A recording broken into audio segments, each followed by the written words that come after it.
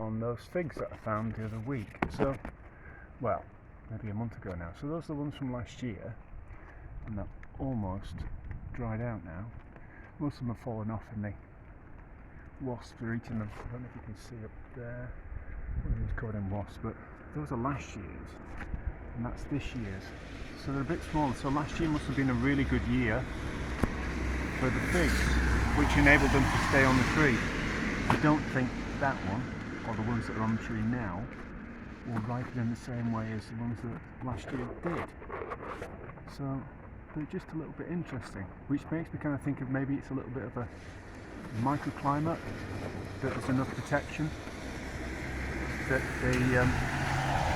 the frost didn't get to it. Actually, can we just, there is a bigger one up there. You can zoom in. There is a bigger fig just there. So, but the most of them are really kind of quite small. But anyway, so that was kind of quite interesting, I thought. So maybe it's this wall that protects it. It's a bit like a walled garden. But I don't think the ones from this year will survive in the same way.